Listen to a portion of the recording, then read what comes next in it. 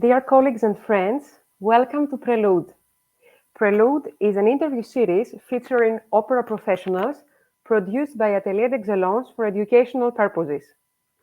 Today's episode is supported by the dynamic online platform and community of the aspiring opera singers, and Miss Alejandra Sandoval, its founder, will join me in this interview.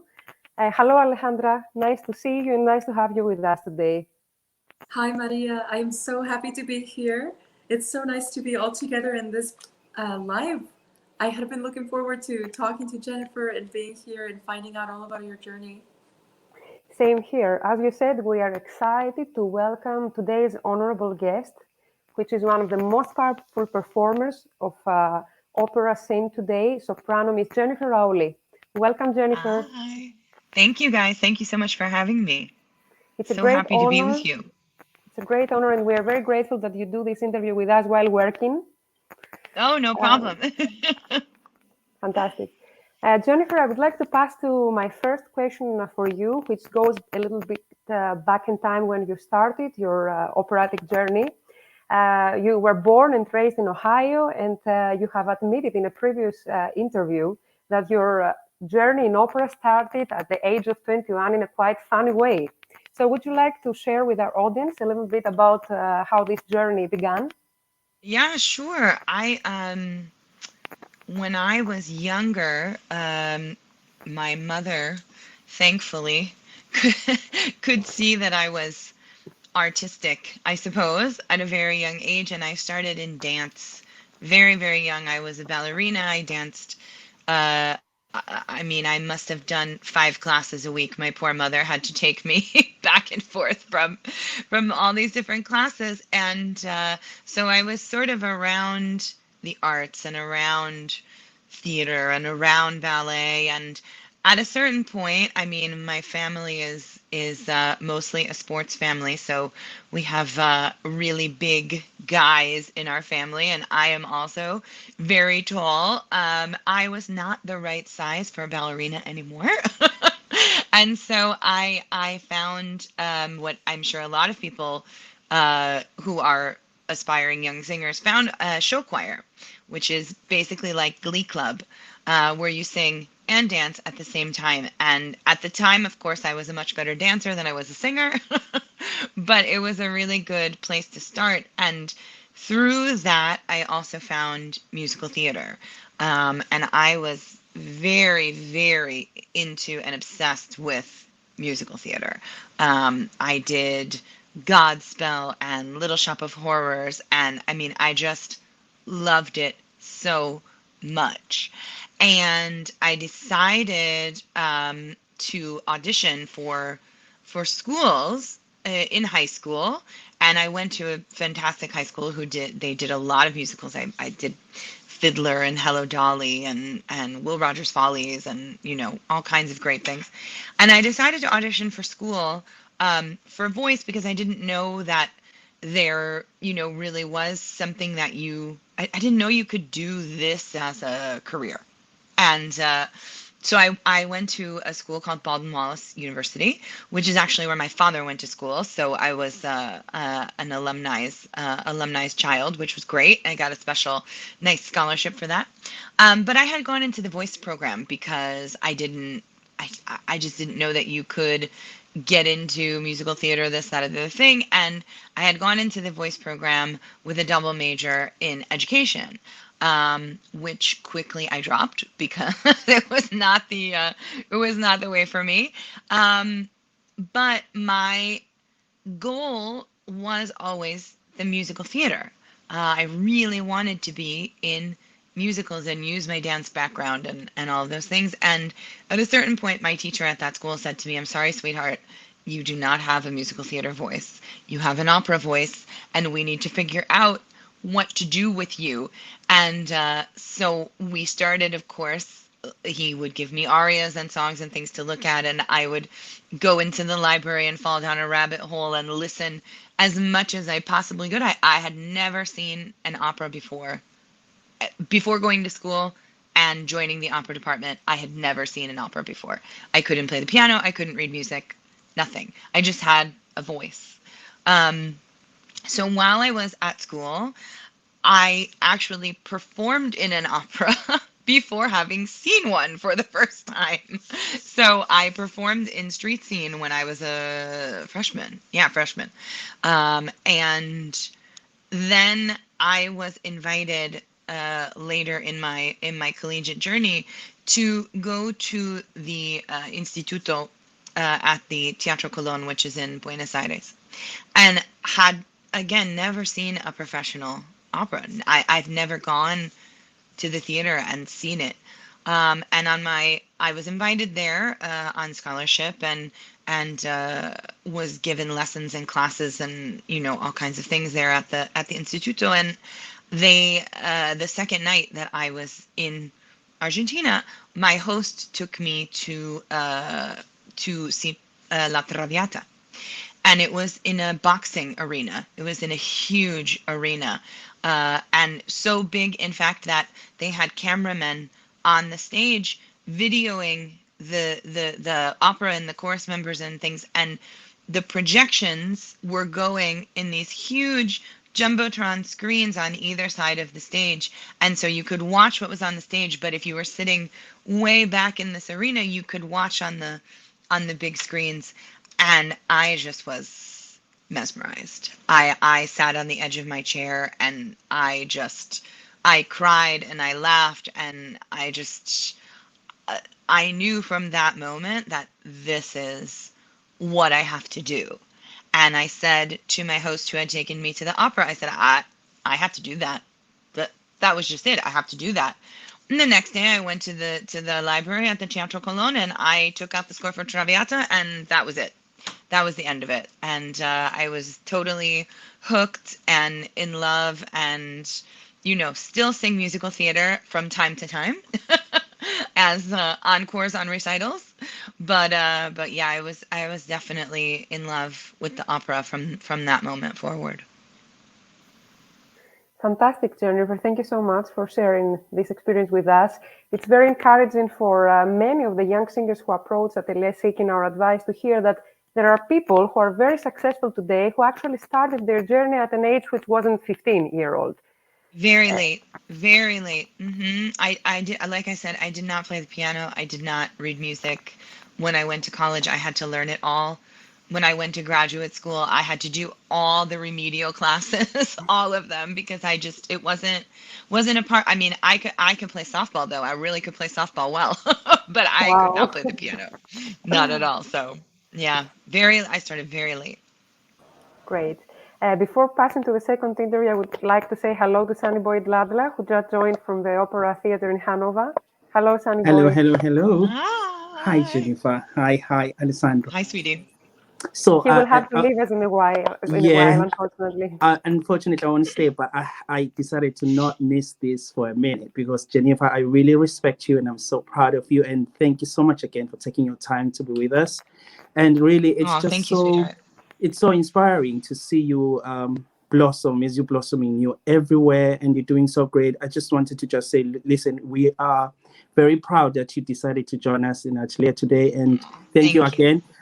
My questions will follow afterwards. My colleagues will be taking care of you. And yeah, I will leave you guys like that. Unfortunately, I have a show tonight. So thank you Toy, so toy, much. toy. Thank you. Toy, toy, Have a toy. wonderful performance. Big Have a Yeah. smooch. fantastic Let us. show. Toy, toy, Bye. toy. Ciao, Bye, ciao. Sunny Boy. Thank you for Bye. joining, even for a while.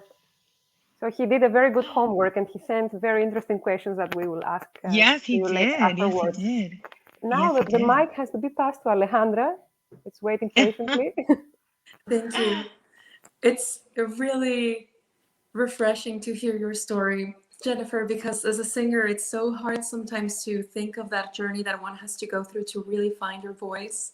So my question Yes. to you is, how did you evolve into this dramatic repertoire, especially in the early stages? Because that is just so hard to You, find. it's so hard to find. I know. To be 100% honest with you, obviously, I did not start here. I started as a coloratura. Actually, a lot of the bigger voices that are singing more of the dramatic repertoire today Netrebko, Ravanovsky, they started also as coloraturas. I mean, there's amazing videos of Netrebko singing Norina and Susanna and all those, fantastic lyrical roles, and the voices develop. And for me, it was the same. I always had a bigger voice, a darker voice, but I always had this very high extension. And so I sang coloratura repertoire, dramatic coloratura repertoire for a long time. And I would say in 2009, yeah, when I went to, I did my kind of young artist program in Bologna at the Scuola, at the Teatro Comunale di Bologna. And I would say the first week I was there, they said, honey, you're not a coloratura. And had given me Magda in La Rondine to work on, which started showing me a lot of the things that I could do. And then my second big young artist program was the Caramore Festival. And Will Crutchfield at that time, when he was running the Caramore Festival out of Bedford, it's now called Teatro Nuovo. But when Will was running the Caramel Festival out of Bedford, they were doing that summer Norma and Maria di Rohan. And I actually had gone in for Norma because I was still singing coloratura repertoire, and I remember I had gone in with I Puritani and Lucia and all these things. And Will has a wonderful way of auditioning people. He hears you sing, but he also sits down at the piano and he vocalizes you a lot. And he wants to hear what the voice can do. How high, how low? Do you have chest voice? Do you have, are there acuti? Can you do staccati? Can you do runs? All those different things. And when he vocalized me, he said, you actually have quite, a sizable middle voice for a coloratura. I'd actually like to give you the cover of this other role, this Maria di Rohan, which is a much bigger role, a much bigger thing than Norma is. It's much more spinto than Norma is. And I said, well, let's do it. I was young and I'll figure out how to do it, as we all do. And through that role, through the Maria di Rohan, my voice opened and grew significantly. And I would say that was at age 30, my voice just opened. I mean, one day I woke up and I had a chest voice where I didn't have chest voice before, I still had the top, I still had, the E, the F, all that. But the middle had opened and thickened, and become more dramatic. And so I decided to explore that. And I went to my teacher, who is now my current teacher still, Michael Paul, who taught me how to release the voice and release the extreme amount of tension that I was using in order to make my large voice very small. Because, as many young singers know, in academia, they want you to take a big voice and put it into a small box because don't hurt yourself. You're too young. You're too this, you're too that. And in doing so, I had actually hurt myself more. So Michael completely changed my life and my voice and released the beast, as we like to call it. And I started to develop into the much bigger repertoire. And what I think has been the most fun is that I've never lost the coloratura. I still warm up to E and F every day, but I also warm down to low E and F all the way down. So it's just changed some, but the coloratura, has always stayed with me. And thankfully, I had a very good teacher when I was a coloratura, Rita Shane, who was a phenomenal dramatic coloratura in her time.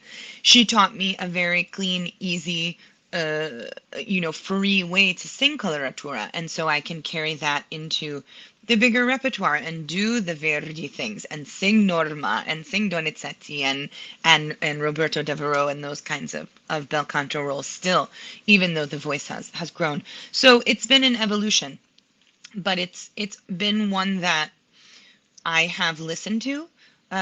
For young singers, I think it's extremely important to listen to what your voice is telling you. And if you leave a coaching hoarse, that wasn't a good coaching. And you have to understand that there are things at play that are creating that hoarseness. And sometimes that can be too much tension. It can be taking a size 10 foot and trying to fit it into a size 6 shoe so that you can sing small repertoire because you're younger. And that actually can do more damage than good. So you have to listen to the voice, and when it wants to open and go into more dramatic or bigger repertoire, you have to listen to that, and you have to allow that to happen in time. Obviously it doesn't happen overnight. It takes years. I mean, like I've said, I have been with my teacher for over 10 years, and we make progress still every single time I see him. So it's an evolution, and it's a complete process from start to finish of a career. So yeah, that's how we got here in this very fun repertoire that I get to do. I mean, you fought for it as we fight for all good things, but it seems also Hmm. that it's a process that involves a lot of trusting your teacher and giving him Yes, credit to do this with you, which is something 100%. important.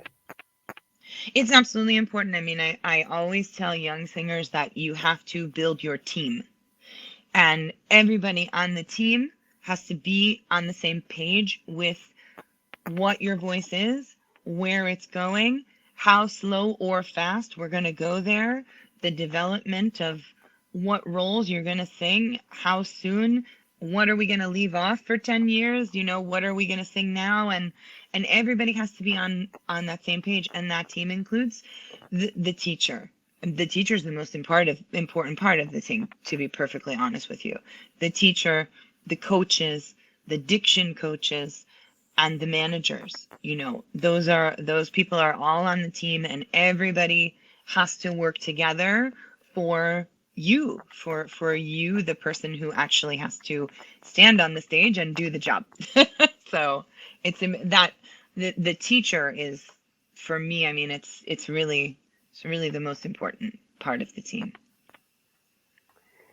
Thank you, Jennifer. And now we'll, Sure. we'll go back to your Metropolitan Opera debut, which was actually, it came after you had covered already some other roles before your debut. I did, yeah. Uh-huh.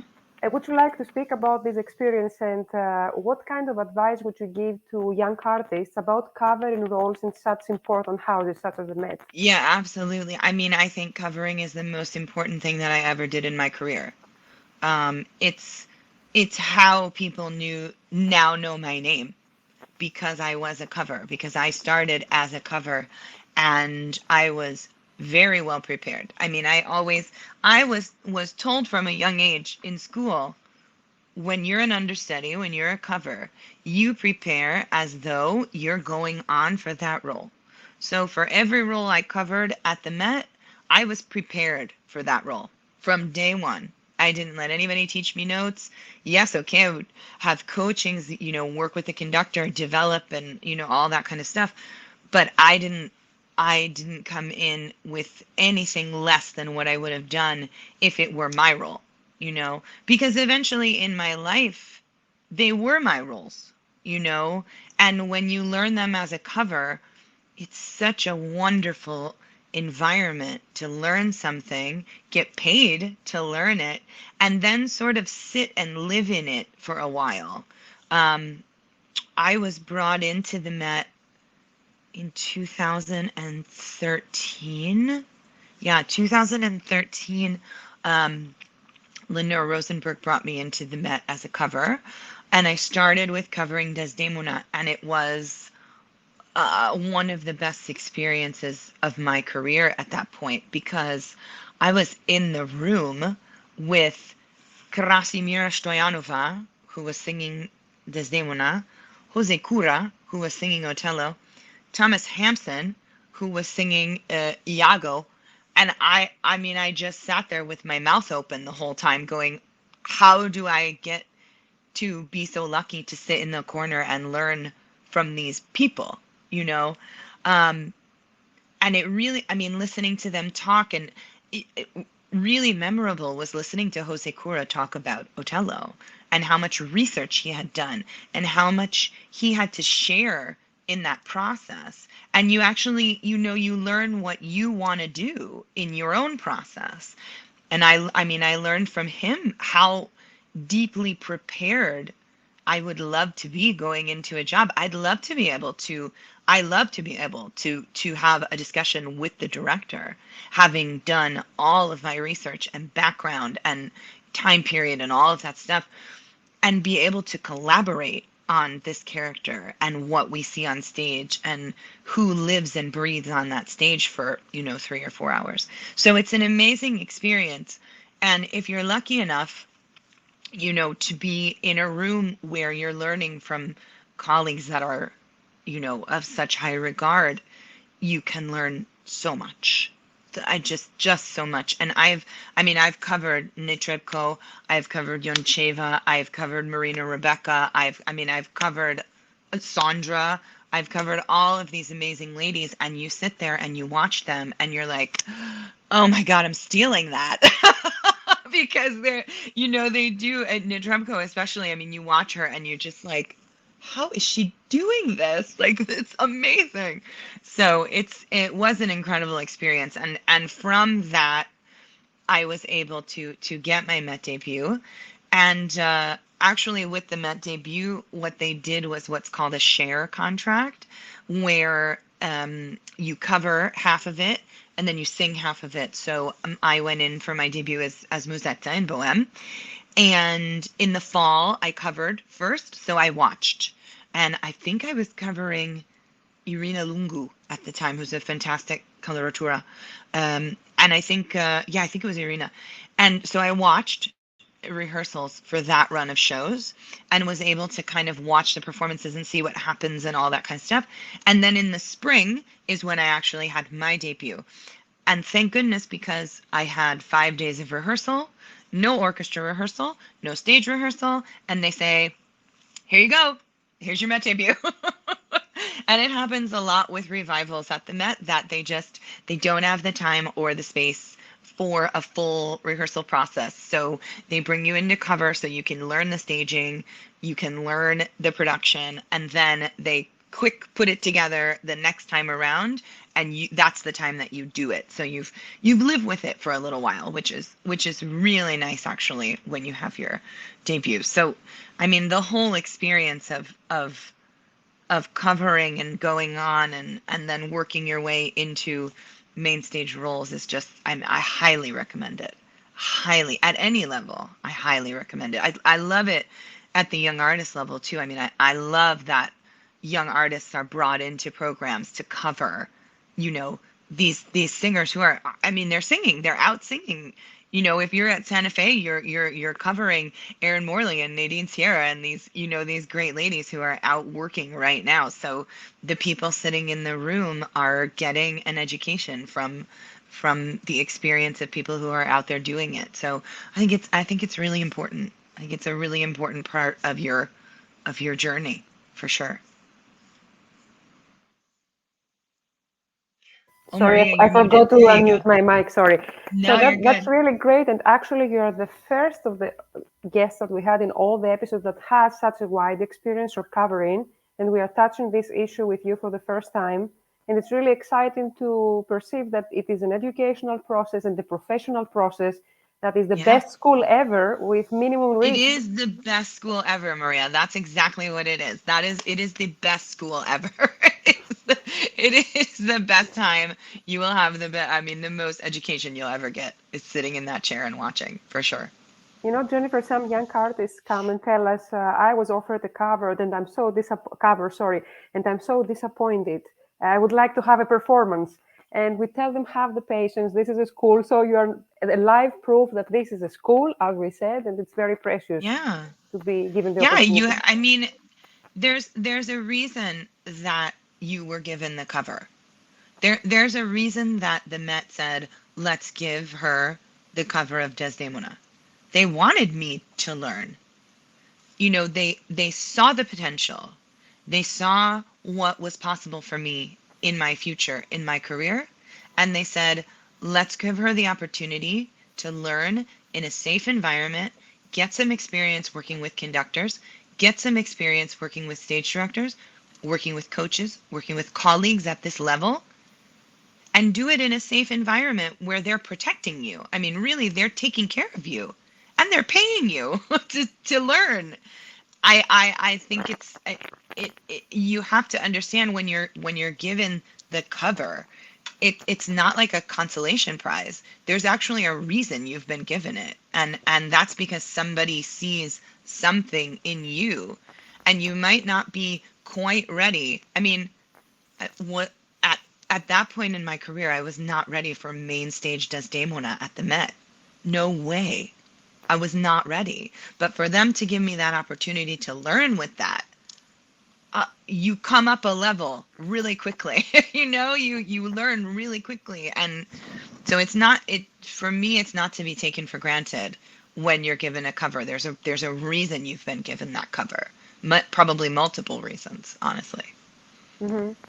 Thank you, Jennifer. At this point, I would like to encourage our audience to send us questions for you, to write the questions in the comments or send them to Atelier's Messenger. Any way you can find, we are open. And I guess, Jennifer, too, to reply to your questions and make this interview sure. an interactive event, right? Absolutely. I'm happy to answer any and all questions. Thank you so much.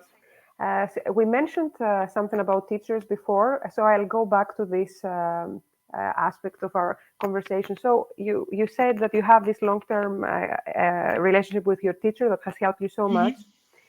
Speaking about young singers, they tend to idolize their teachers sometimes and build great expectations. So is there a way for them to evaluate if the teachers meet these expectations eventually? I mean, here's the thing. Your relationship with your teacher is a professional relationship. It's not a cult. It's not the gospel according to whoever the teacher is, right? Vocal pedagogy is a science. And there are many ways to skin that cat. There are many ways to describe sensation. There are many ways to explain things. There are many ways to teach what ultimately is the science of the voice. If you feel that the way your teacher is providing that information for you and the way that you are receiving that information is a good match, you should see improvement every time you have a lesson. And you should feel as though the technique serves you. You don't serve the technique. You don't serve the teacher. You are not there to create like a business for the teacher. The teacher is there to help you. And technically, they are your employee, which is a very hard thing to wrap your head around when you leave college. Your teacher is a member of that team. You employ them. You pay them your hard-earned money to teach you how to sing and to impart on you a way of singing that you understand and that you can take out into the real world and utilize. And that's sometimes where things fall apart in the teacher-student relationship. There should not be a dependency in that relationship. There shouldn't be a codependent thing happening where you need this person, you don't understand how to sing, and so therefore you need this person. That person should give you the tools so that you understand how your own instrument works, how your body works, how you breathe, how your folds work, how your larynx works, how the resonance works, how diction happens, all of that stuff, so that you can go out and you can do the jobs that you're hired to do. If you don't understand that, then the teacher's not doing their job. You are the one who has to stand on the stage and do the work. So you have to understand fully what your teacher is trying to teach you, what the technique is that you are learning. All of these concepts, how do they function? How does it work? How do you feel? That kind of a thing. Once you understand that, then there is a collaboration. And yeah, that takes some time. It takes a lot of time to set up. I mean, it definitely took my teacher and myself several years before I understood, okay, this is how my breathing works. This is what my pelvic floor does. This is what my back does. This is what my throat does. This is what the larynx does. It took a while. It's a process to understand that.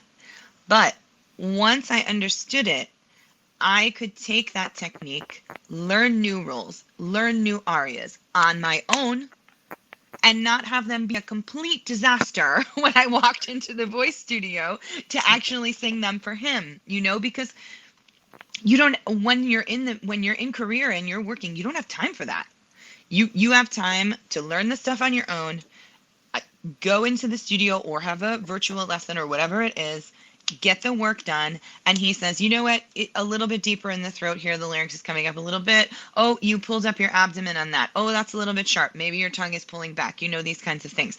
And you understand the vocabulary and you can collaborate on the things that you are working on that you have to take and put on stage and present to the world or whoever is watching, But for me, it's exceptionally important that you feel, as a student of any teacher, that your progress is moving you forward.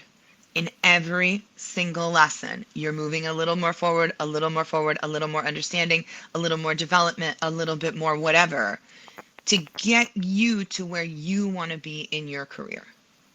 You are not there to get the teacher where they want to be in their career. And I think that's hard. That's hard to change that mindset when you come out of school and go into emerging professional career. It's very hard. The relationship, it really does change. It's a collaboration. It's a let's work together to get my butt on stage and have me not crash and burn. So it's important that you can work together and there's an understanding of what's happening technically, for sure.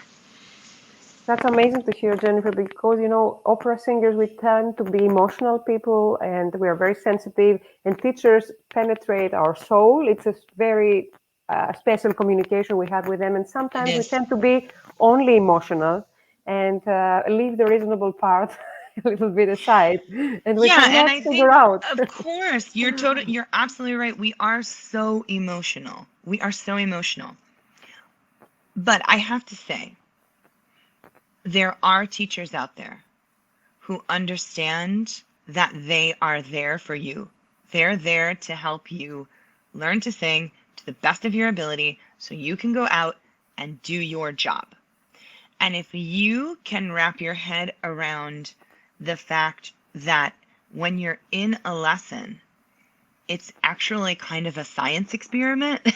It's not an emotional thing, and you can detach the emotion from it and just explore based upon technique and the body and anatomy and science and how everything functions. If you can separate those things, you can detach emotion from criticism, from critique, from your voice teacher being like, no, do it again. No, do it again. No, do it again.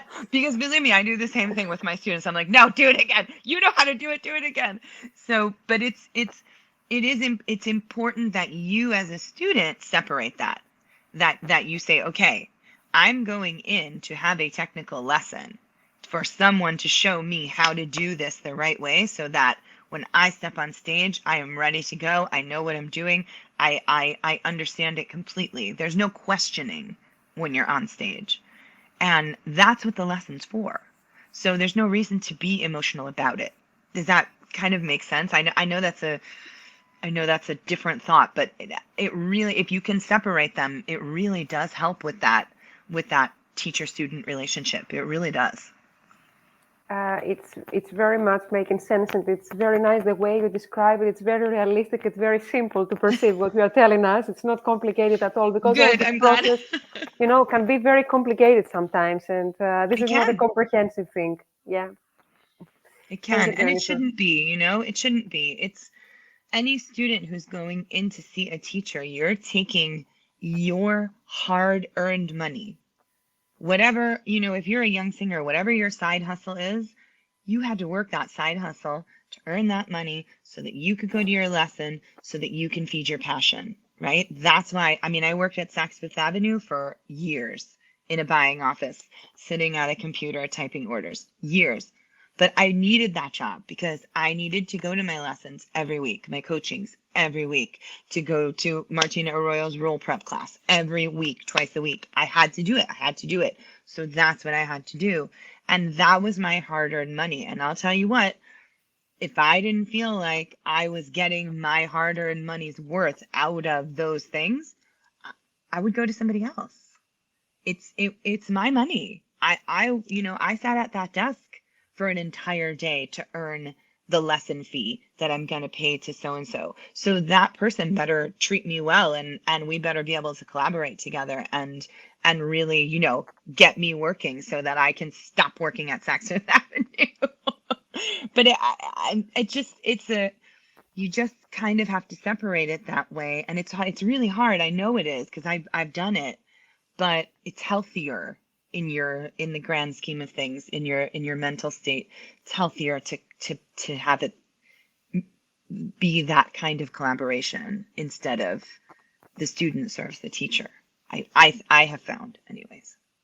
Mm-hmm. Thank you, Jennifer. Sure.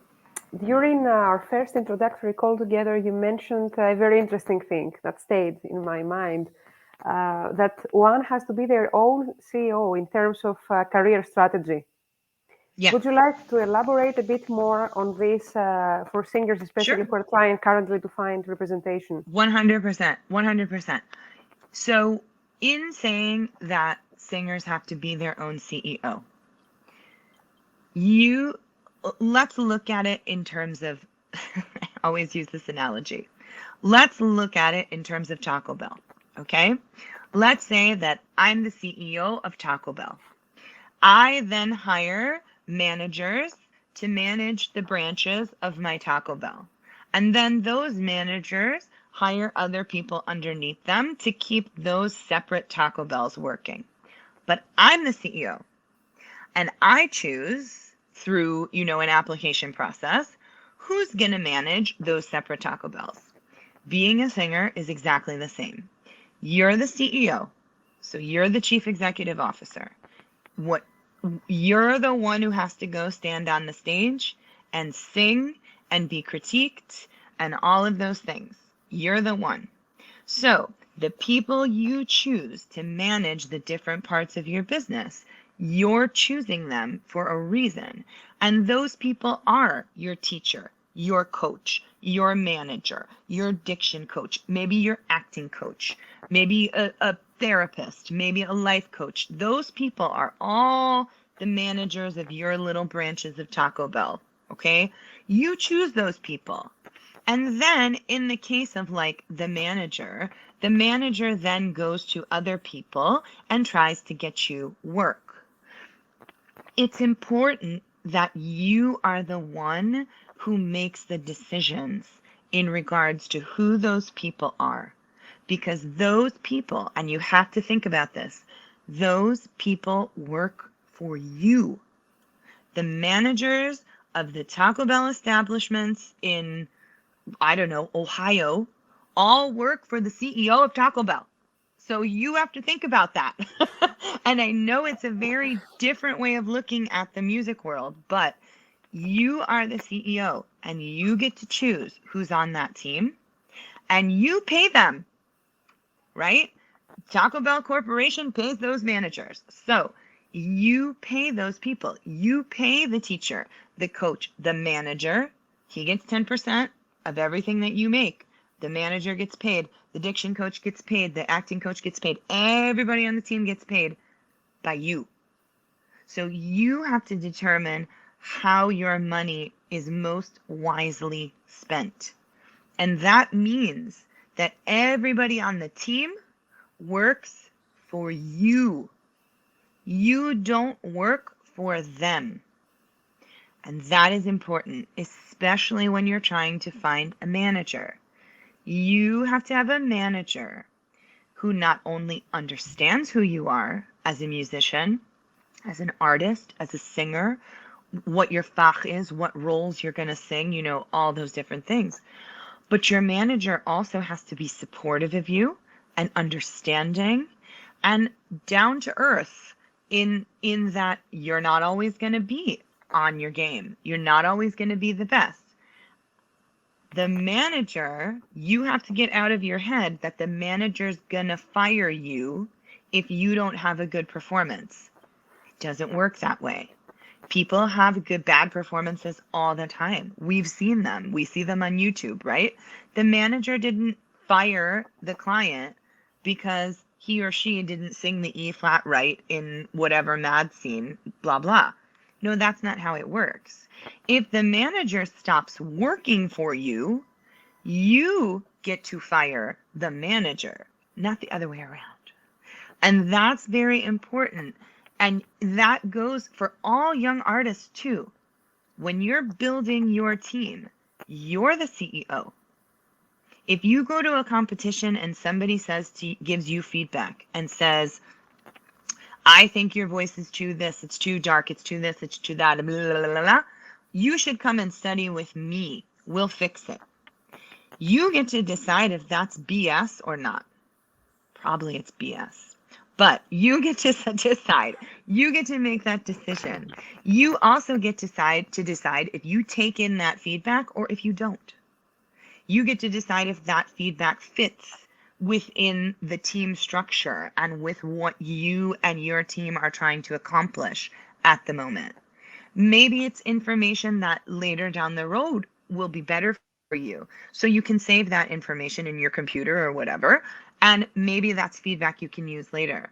Not all feedback is good feedback. Not all feedback is usable. Not all feedback is actually going to be correct. And you have to know that you're the CEO and you get to decide if you take that feedback or if you let it go in one and out the other. That's what it means to be your own CEO. And let's really face it. You're going to be the one who pays the taxes.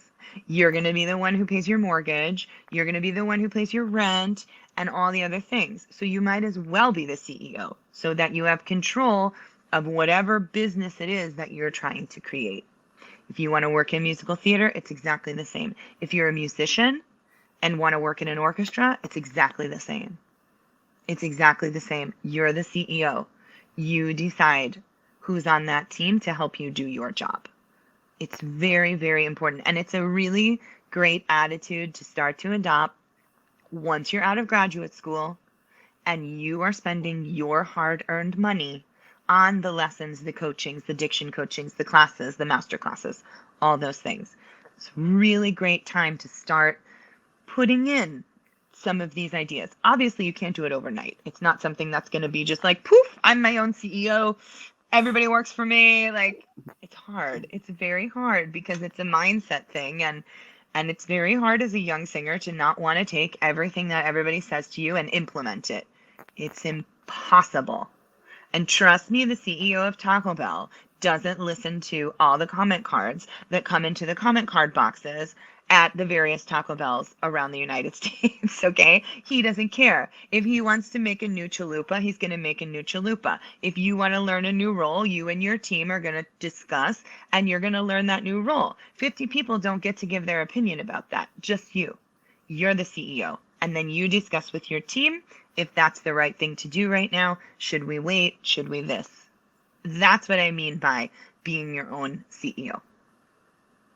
Great. That's a very powerful phrase. You know, since the time you mentioned it, it stayed with me so much. And this is why we put it as a title of today's interview. Very, very powerful advice. Yeah. I'm glad. Yes, and I was going to say, with the whole idea of having your team and the people that you trust especially with the idea of an agent, which for a lot of singers, and I include myself in this, it's so daunting to not feel that pressure of I owe them to be perfect all the time, or I owe them to do this, or I need to do everything perfectly for them to like me or to, I know. yeah, it's so I difficult. know. I've been in your shoes too, but it's impossible. You're not a machine. You're not a computer. And let's be honest, computers don't work perfectly either every day. But you're not, and you're a human being. And there are managers in the business who understand that and appreciate that. And will say to you if you bid a high note, who cares? I heard you sing it last week. It was fine. Who cares? Right? There are those people. Yes, there are the not so nice people that will say, ugh, how did you do that? You look like your tongue was back in the back of here and they'll overanalyze and yeah. But maybe that's not the manager that you want.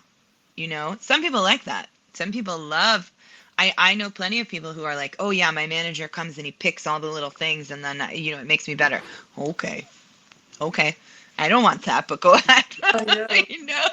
And So but it's finding a manager, sweetheart. It is a daunting task, and it's as much about them being right for you as you being right for them. And yes, they are building a roster of people that they think they can work for.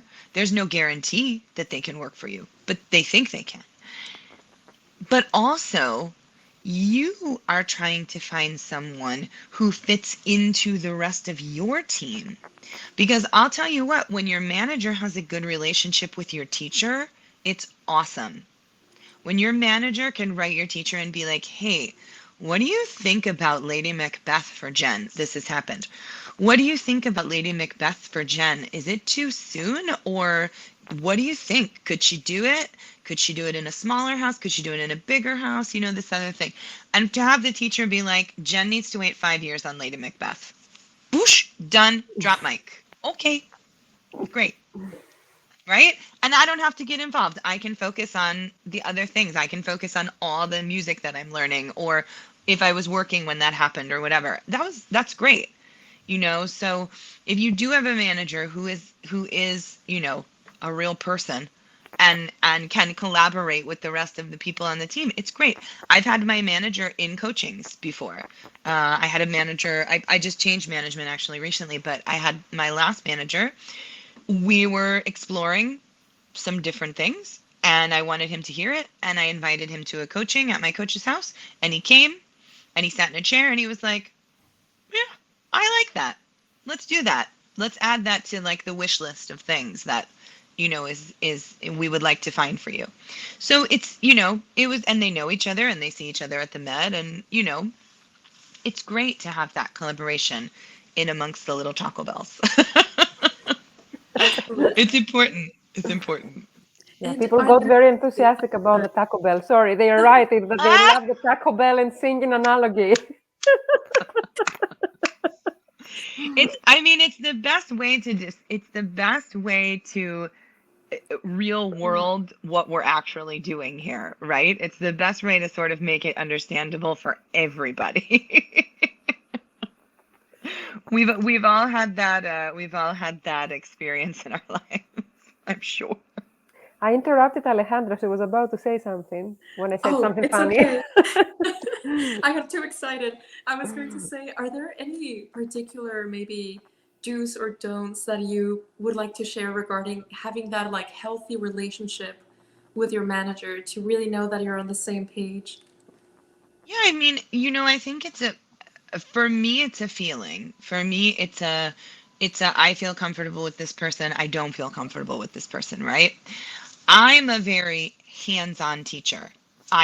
With my students, and they'll tell you if they're on the Facebook, I get right in there. I get right in there. I grab that larynx, I pull it down, I get right in there, right? So, but I often, when I've met someone for the first time, okay, this is what I'm going to do. And I have a little mini Larry the Larynx who like follows me around everywhere. And I show them, this is what I'm going to do. I'm going to do this. I'm going to go in here. I'm going to pull this down. We're going to see if we can get this to release.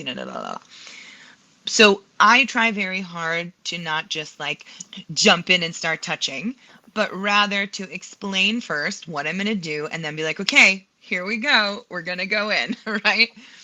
Some teachers aren't like that. Some teachers just jump right in, they start touching, and if you're not comfortable with that, or if you have triggers or something like that, maybe it's worth either having a discussion or that teacher's not right for you. That's a feeling kind of thing. I think it's very important to be honest with your teacher. And I think it's important that you have a relationship where you can actually share honest thoughts, real world thoughts with your teacher, not just overly emotional, like, oh my God, I had a horrible audition. They must have hated me. La, la, la. We don't care. We don't care. If you had a horrible audition, it's a learning experience about what not to do next time. So just move on with life, right? But if you had an audition where you learned something and you figured something out with your technique or something like that, then yeah, let's talk about it. But mostly, I mean,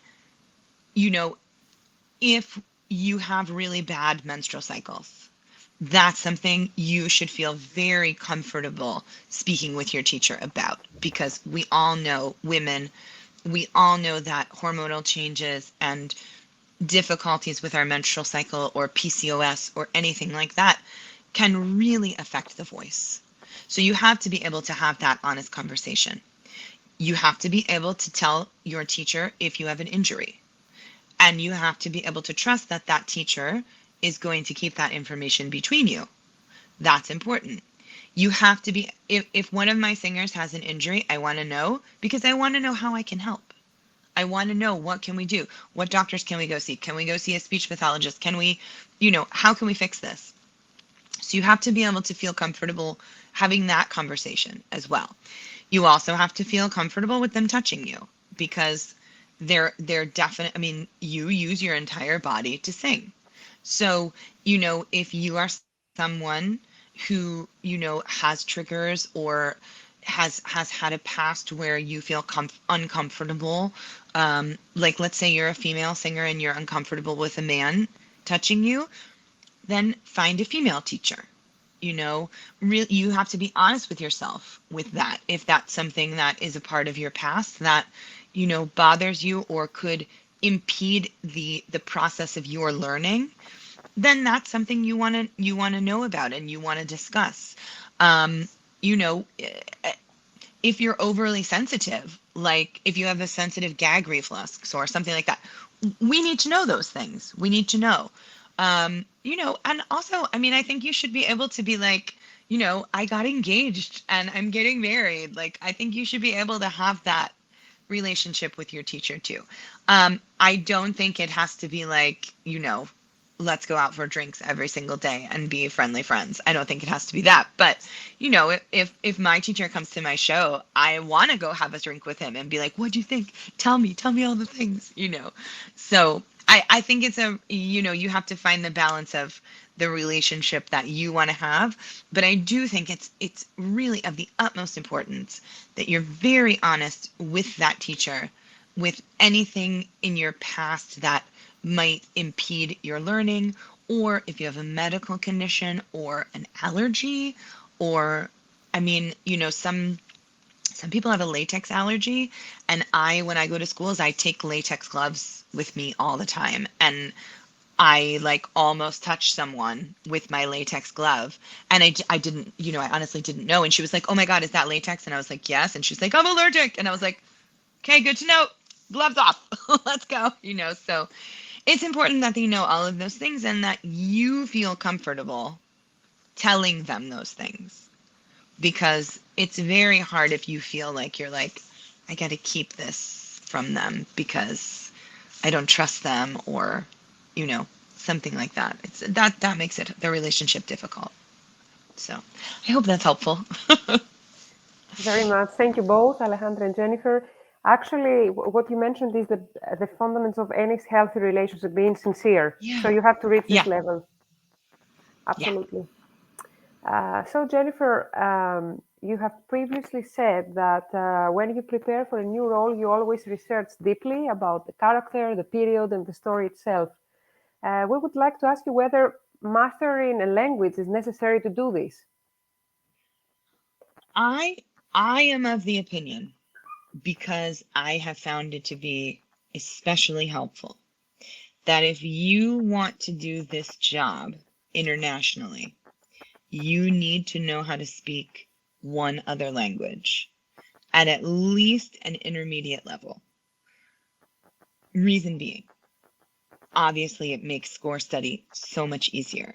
So for me, that language was Italian because I sing a ton of Italian opera. Now, if I'm a Helden tenor and I know I'm going to sing Siegmund, Siegfried, blah, blah, blah, blah, probably I should learn German. Will make your life a lot easier. But also, I have found it exceptionally helpful to know another language so that I can communicate with people that I'm around. For example, I'm here in Israel currently, and in Israel they speak wonderful English. Everybody speaks English everywhere you go. But my castmates don't. There are several of my castmates who are Italian or Spanish who don't speak English well, but they all speak Italian.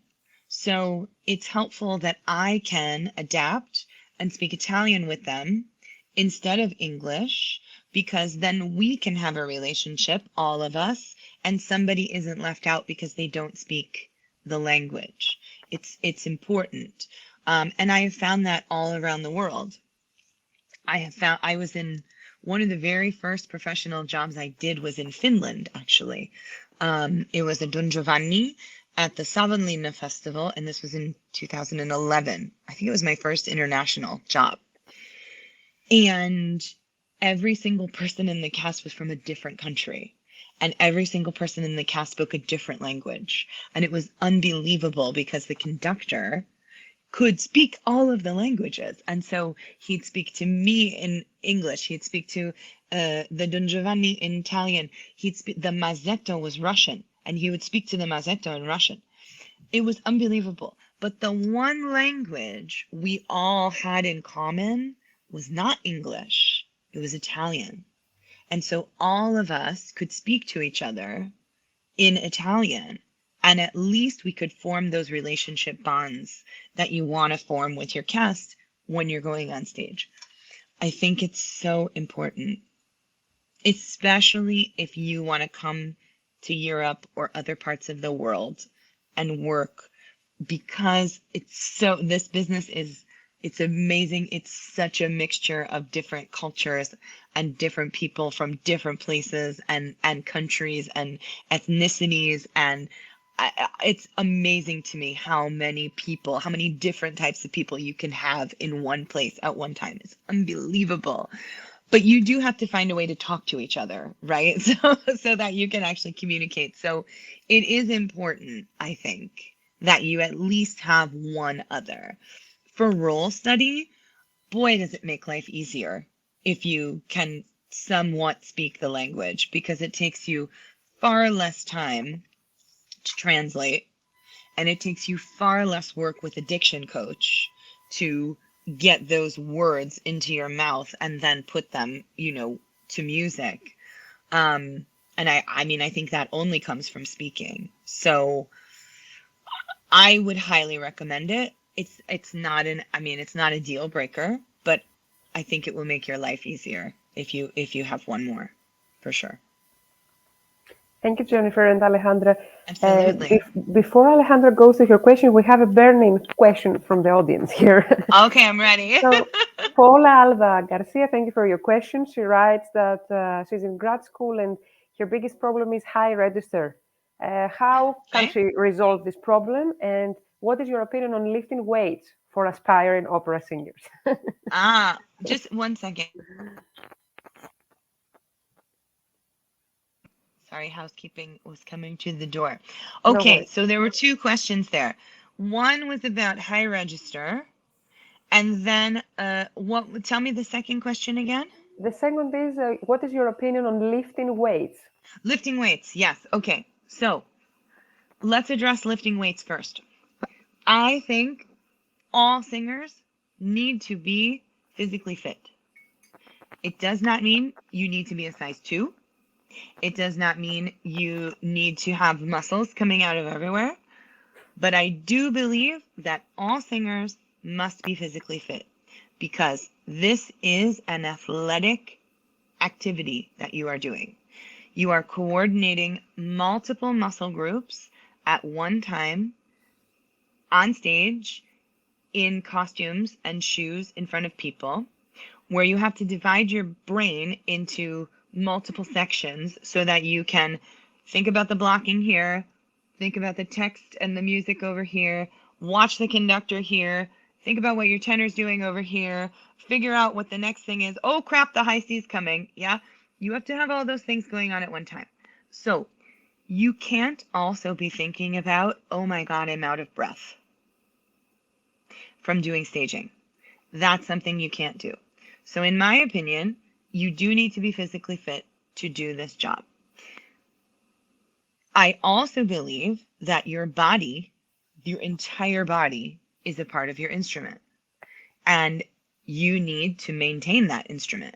And you do need to do strengthening exercises to create a sense of tension in the muscles while singing, specifically your back.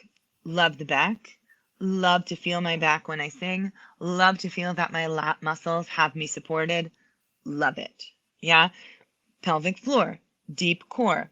But you also have to be able to release those muscles as well.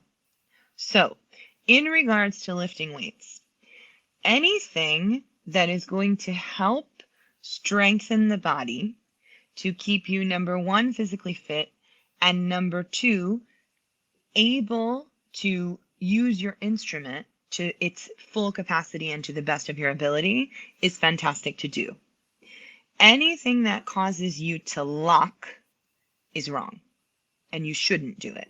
So for example, a lot of young singers, when they start lifting weights, they will lock the solar plexus underneath the ribs. So they'll go and lock this here.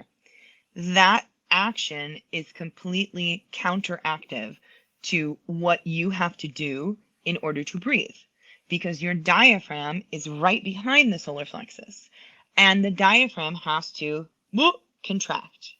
It only does one action. It only goes from the dome shape to the flat shape. That's it. That's all it does. And if you have contracted the solar plexus in front of it, you stiffen the diaphragm and it cannot make the flexible motion to contract and open your lungs for you so that you can take in more air. So anything that contracts the solar plexus is counterintuitive to what you're actually trying to do as a singer. So when lifting weights, you have to make sure you're not contracting throat muscles, and you have to make sure you're not contracting chest muscles or solar plexus muscles.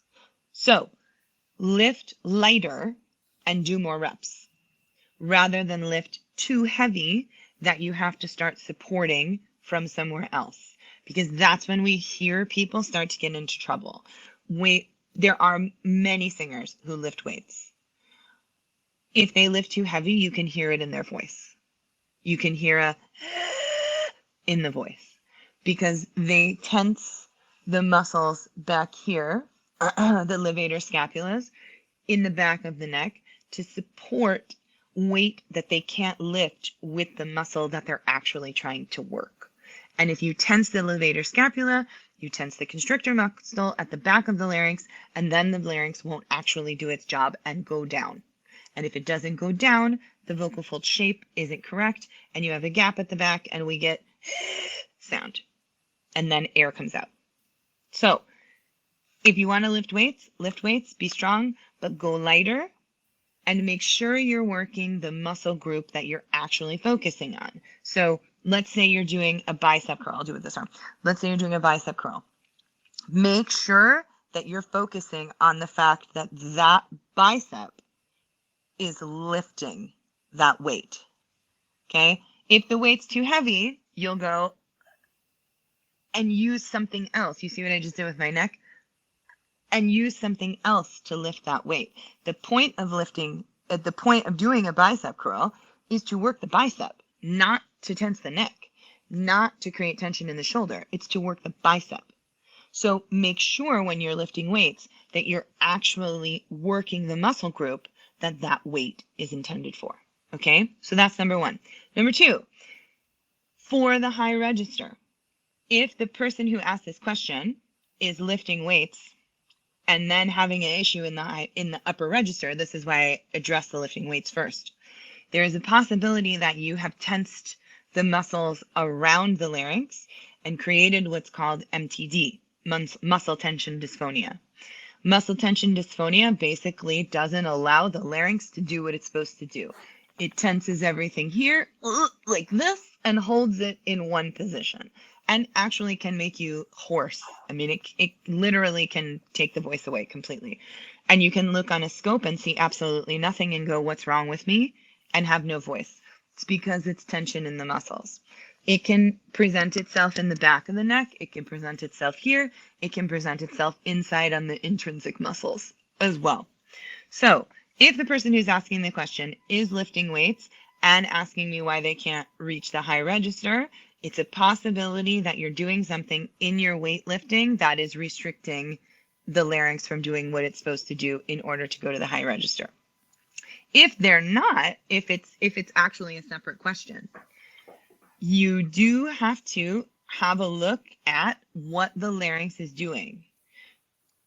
Your instrument is housed right here. Those two tiny, teeny, teeny little muscles in your throat are inside of here. They must lengthen to go higher and shorten to come down. So if you're trying to get to the upper register and the larynx is going up underneath your tongue, you're not going to the high register because the vocal folds are unable to lengthen. If they're unable to lengthen, you can't actually create that pitch. Scientifically, that's what's happening. So if you're having an issue in your upper register, you need to check the larynx and you need to make sure it's going down in order to go into the upper register. I would also check your tongue, because if your tongue is holding your larynx here, you can't go up to your upper register. So try going up into the upper register, larynx down, tongue out, and go up that way with zero tension whatsoever, and see if you can get up into the upper register. Obviously, there's so much more to this, but that's the easy way to answer your question for the online medium right now. We also would have to check the breath and see if your shoulders are doing anything, because posture is so important and all of that. But I would say probably it's an issue in the larynx and you have to get the larynx to go down, and secondary is probably the tongue, and you need to release the tongue out of the space of the palate and all the other stuff back there. But it's a more complicated answer than if you are lifting weights and you have a problem in your upper register. So I hope that's helpful.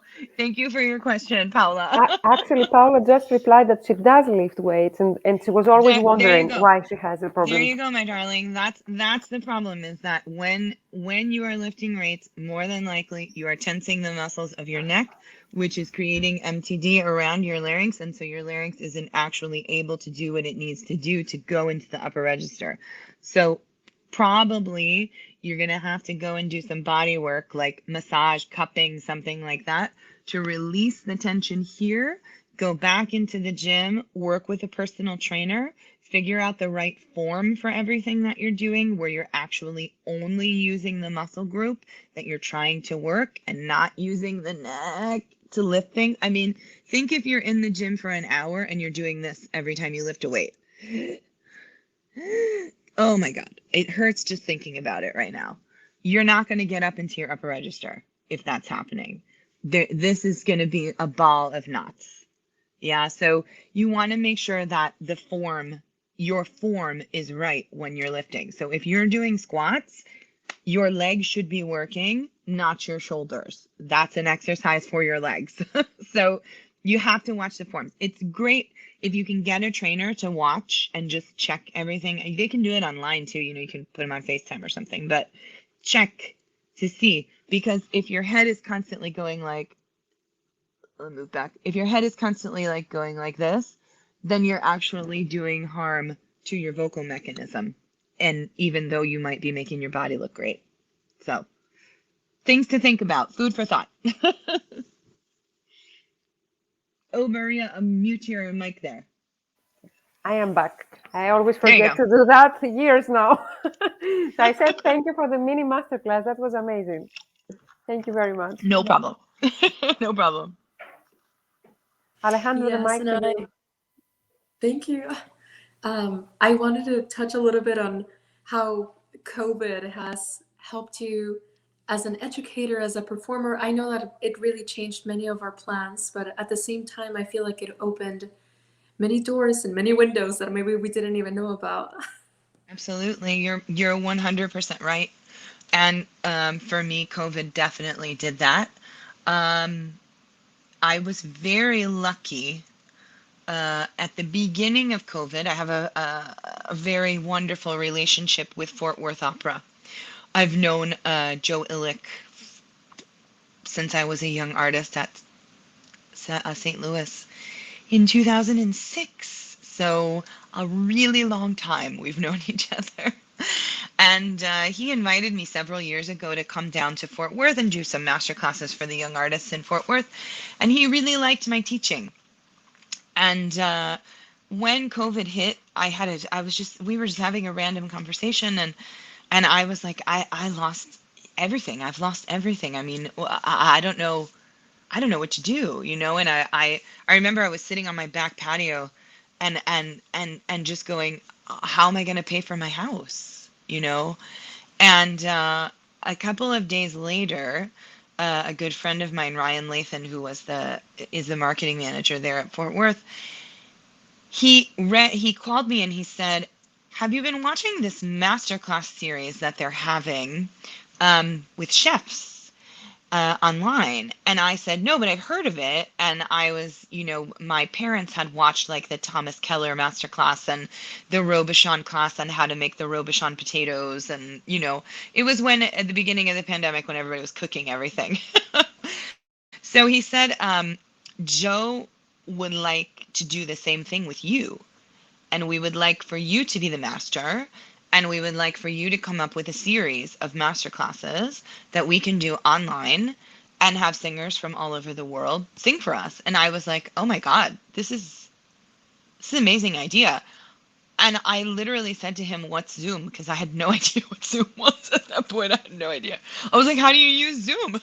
And I remember I felt so bad for the first people on the class because I had no idea how to use Zoom. The first class, no idea. We learned, but so we did, and we created this masterclass series, and I had the idea that I would have a guest on each class, and that I would theme each class because, it's fun to listen to people talk technique for a certain amount of time, but then people want to know about other things, right? And so we had Scott Guzliak come on and talk about auditioning for graduate school.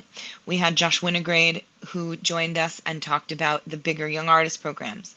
We had Martina Arroyo come, my mentor, and talk to us about building a character and her Prelude classes that she has in New York City. We had, oh my gosh, we had so many people. We had Dean Williams. We had Joe Illick, of course. We had Ken Benson come talk to us about competitions. We had so John Holmes, Lauren Meeker. I literally just started calling friends, and I was like, "Can you guys do this? It's gonna be really fun. I think it's gonna be great." And we put out a call for singers, and we had 500 applicants, and we just started scheduling singers for where we thought they were right. And every week we got more singers and more singers and more singers, and we filled these master classes, and we had a great time. But what I didn't expect would happen was that, the little bit of technique I would insert into each class, because I remember David Lomeli was on one of our classes. He's so great. And he'd say something and he'd be like, I can't explain this. Jennifer, can you explain it a little bit better what he's actually doing so that we can fix it? And so I would explain technically what was happening and then, try to offer a way. And David would be like, yes, yes, listen to Jen. She's got it right. So I started sort of like inserting a little bit of technique each class and talking to singers specifically about maybe one thing that I saw that, they could fix. And people really liked what I had to say. And I started getting emails and messages. Do you teach? Can you teach me? And it got to the point where I started having to pre-screen people. And I now have a studio of 45 singers who I work with extensively, and I love them all so much. And they have been with me. Most of them have been with me for the 2 years now. Some of them started kind of midway through. I had 7 district Met winners. I have 1 regional winner, 1 encouragement award winner currently. My Mexican tenor just won the Bellas Artes competition in Mexico City, and they're winning everything. they're killing it. And I have 4 singers in the Sarasota Opera Young Artist Program. I have 2 in Palm Beach. They're killing it. And so I didn't know that I would find so much joy in taking what my mentors and my teachers had given me when I was their age and paying that forward. And I will tell you what, I literally woke out of bed this morning. I mean, we're 7 hours ahead here. I woke out of bed this morning and the very first thing I did was grab my phone and open Instagram because I needed to know if my tenor won yesterday or not. It just was, and to cheer for them and to have that experience with them is just so unbelievable. And I had no idea that this was going to be a part of my life. And so I am trying my absolute best right now to maintain all of those relationships, even while I'm working, because it's so important to me that I stay with them and keep them going in the direction. I mean, we've changed a lot of Fox. We've changed a lot of Fox, and it's important for me that we keep going, that we keep working and continuing on. So when I have days off and when I can, I teach on Zoom. And my colleagues go in sightsee, and I sit here and I have 4 students and we work, and it is it's unbelievable. It's absolutely. I had no idea that this would be something that I would do. I also now teach for several festivals. I'm on faculty for the Morelia Festival, which is in Mexico in May and June. I teach for the Vienna Summer Music Festival, and I keep adding teaching positions, and I love it. So it's been really fulfilling and interesting and crazy and wonderful. So I'm happy to have made the pivot and to have had the platform that Fort Worth Opera gave to me, and Joe having believed in me to put me on that platform, to help the next generation, because I tell you, I wouldn't be here talking to you guys without Martina Arroyo. I wouldn't be here without my teacher, Michael. I wouldn't be here without my coach, Tony. I wouldn't be here without the other people who make up my team and my village. And so it's kind of a thrill to be a part of somebody else's, I get to manage a Taco Bell, you know? Oh, So, that is so beautiful. yeah. Yeah. No. I absolutely love that. And I was going to mention that earlier when you were answering the question from the comments, I can see how well you can articulate all the things that may be happening and are possibilities for singers. So Thanks. I can just imagine the well of knowledge that you've shared online. And I'm sure that you've Thanks. changed many singers' lives, as you already have through your performing. So now as an educator, it's just so much better, I Thanks. imagine. I hope to be able to balance the two. I Yes. do. I hope to be able to balance the two and continue it for many years to come, and at some point pivot, at some point pivot into the teaching world. And Of course. I don't know if I would ever go to university because I don't like being put in a box and being told what to do. But but Yes. I do man, I love my singers. I really do. You go through it when you're a teacher, you go through it with them so much. And you just, especially me, you just want to make it so that they don't have to go through the things you went through that like caused you some sort of pain or something. You want to steer them away from that, and for all of them, honestly, I want them to be more successful than me. I wish that for all of them. Wow.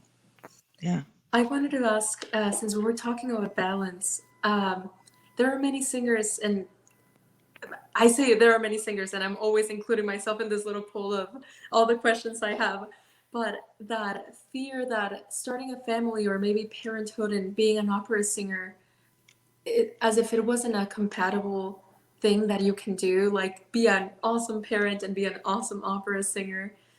Is there anything that you can share with us regarding keeping that balance of your personal life with also Yeah. giving your all to your performing? I know lots of people who have families, big families, kids. They bring them with them. I mean, I think the great thing about our world is that there are so many different kinds of families, right? My husband and I are a family. We don't have children, but we're our own family, and our family dynamic works differently than anybody else's family dynamic. And what people, don't understand about our relationship works for us, and we know how to take care of it.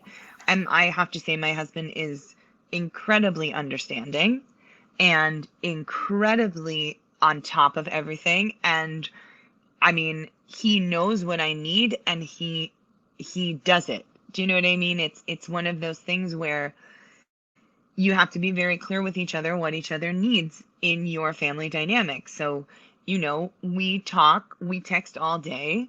We talk usually in the morning before, one of us goes to work, and then we talk before we go to bed. And that's good for us. And, thank God for FaceTime because we couldn't do it without FaceTime. But that's for us, what we need to do. And he doesn't come with me. I work by myself most times, because he has his own passions that he wants to pursue. And I fly him or go to, him when I can. If I'm in a foreign country, usually he comes for a week of that time, because I want him to see the country too, and see the show. But I have plenty of friends who have babies who are, I'm in particular thinking of two couples. One couple, I won't mention any names because I don't know if they want their family dynamic shared, but one couple I know is a husband and wife, both international opera singers, both who have different jobs apart from each other, who have I guess the baby's 9 months now. They have a child, and they have had to work out who has the baby, when they have the baby, if they have a nanny, who's helping, where that person is. If this person doesn't have a job, then that person has to go to the other person and take care of the baby and things like that. And then there's another family that I know where the husband sings and they have a child, and the wife travels with him when she can, is home when she can, and they work out their family dynamic the way they need to. But they do a lot of traveling together, which I think is phenomenal. If you can show your kid and your spouse the world, I think that's amazing. But it's different for everybody. And I know there are plenty of opera couples out there who travel with their spouse all the time. And I don't think my husband and I would work well that way, because he has other things he wants to do that don't involve me. And to be perfectly honest, I have a routine that is kind of annoying. And I don't think he would want to be here for all of that time because I am boring. I'm so boring when I'm singing. And, he would want to go and do sightseeing and this and that other thing. And I want to watch Netflix and not talk to anyone, So everybody's got their own thing.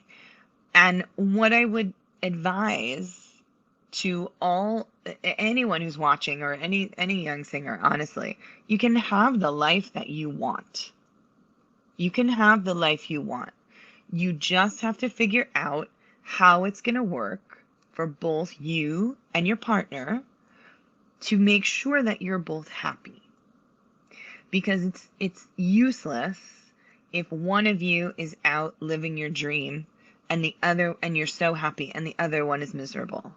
That's not the way to live. So it does take some time. It takes some communication. It takes, really being, again, that honesty word, really being honest with each other about what you need. I know there are plenty of couples who say, okay, we can't spend more than 3 weeks apart. So at 3 weeks, somebody has to fly to somebody, and you just have to figure it out for you. And what works for one couple doesn't work for the other couple. And what works for one family might not work for another family. And there's so many arrangements that you wouldn't even believe. There's so many different family dynamics and family arrangements that grandparents are involved and friends, and it's amazing actually hearing everybody's stories, because I don't have children, so I don't know, but I see my colleagues and my friends, and they do have houses and babies and dogs and land and all those things. And I know that school tells you. I know they tell you, oh, you can't have a family, you can't have kids, you can't. Yeah, you can. Yeah, you can. I'm sorry, it's just not true. I mean, it's just not true. So, but you just have to communicate, and you have to figure out for you and your partner how it works for you, and be happy with that. So, Be a happy person is very important to be good at your job, right, Jennifer? absolutely. You definitely have to be a happy person. You can't be miserable, that's for sure. At this point, I would like to let you know that we have many enthusiastic comments from the audience. They call you queen of singing and of teaching. Oh, thank you. And they love you very much, and they think you're awesome. I'm not going to mention the names. You can have a check afterwards if you have time. There is somebody, Danai Eleni, who writes that your singing is a joy. Thank you for becoming an amazing mentor and champion in your students. It's amazing that you have created a league of amazing singers that they bring a new school. And yeah, they do. It's really amazing. You did it so quickly and in such an unprecedented time. And some of them I haven't seen in person ever. I have a phenomenal mezzo soprano in the UK who was just accepted to Wexford actually for next year for the Young Artist Program. Never met her in person. Only I've ever done on Zoom. And you can see so much, you can do so much as long as you know what you're listening to. You have a good mic, and the sky's the limit for her. Really, she has improved. It's unbelievable how her life has changed in 2 years. And we've literally never seen each other in person ever. We've never met. Only on the computer. In a way, COVID brought the only good for opera that it brought is that it gave us this possibility of canceling the travel burden and getting these development opportunities without having to pay any kind of cost. I mean, like fatigue, and we have to pay, of course, for the lessons. Yeah, but listen, Zoom fatigue is very real. It's very, very real. And I definitely only teach 4 hours a day on Zoom. I have 1 day a week where I do 5, but 4 is really, that's it. That's all I can do. So that's very real. But if you have the right equipment, you can do everything. The only thing you really can't hear online is the sheer size of the voice. And so that's when it's very helpful to just see a person, even just one time. Like I have students who I've literally like came to Mexico last season. We had, 2 weeks worth of lessons together, and then they went home and we were able to continue all of that amazing work because we saw each other in person, and because I was like, okay, so resonance is amazing, size is amazing. You're pulling your tongue back here. I didn't see that on the Zoom. Let's fix the tongue. Let's do this and that and the other thing. But then you can kind of keep going with the information you have from having been in person. And it's very, very helpful. But you can still carry on with no problem on the Zoom. It's not as fun, of course, but you can. And you can hear. As long as you have a good mic, they have a good mic, and you have good earphones, you can hear everything you need to hear, and you can see everything. And believe me, all of my students have bands and exercise balls and tissues and napkins and straws and spoon and like all, everything possible that we might need to like make something happen. We can make it happen online. It works. It works. Great, thank you so much. Jennifer, our audience is looking forward to your upcoming performances and educational events. So would you like to share some of them with us, please? Yeah, sure. So I'm in Israel now. I'm in Tel Aviv, doing Tosca, with legendary conductor Zubin Mehta, who is making his return to the Israeli Philharmonic.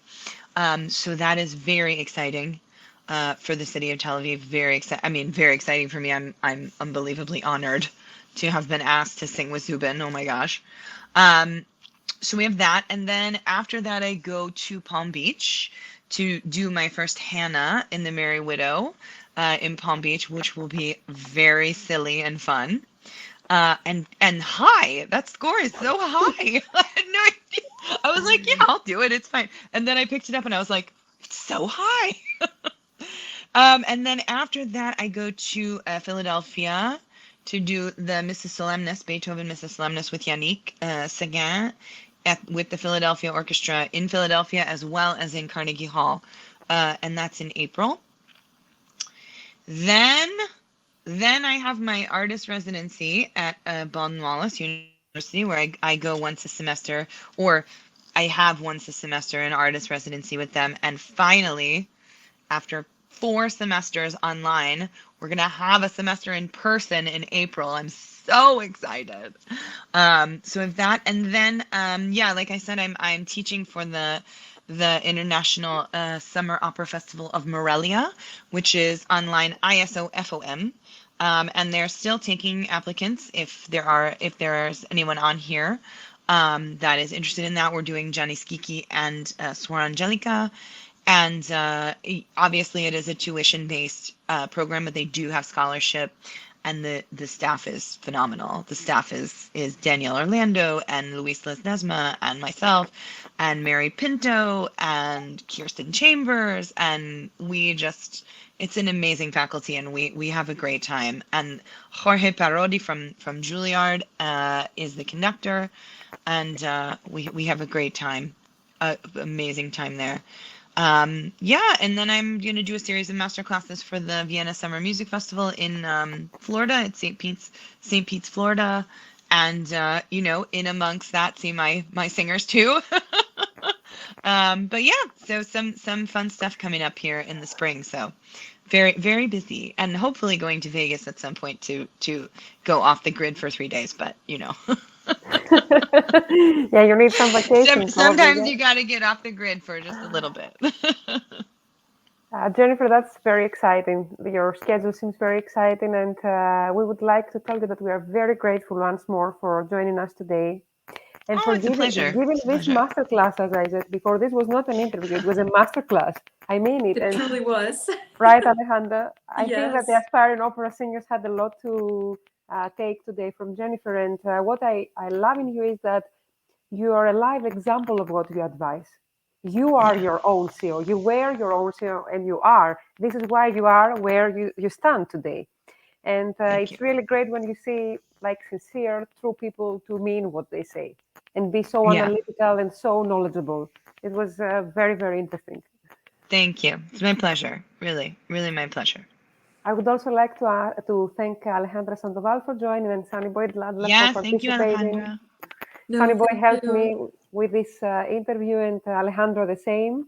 They were great partners, and we would like to wish you all of us a great success in your life and in your career Thank you. in the years Thank to you. come. Hope to have you for another AdE event in the near future. Yes, would love to.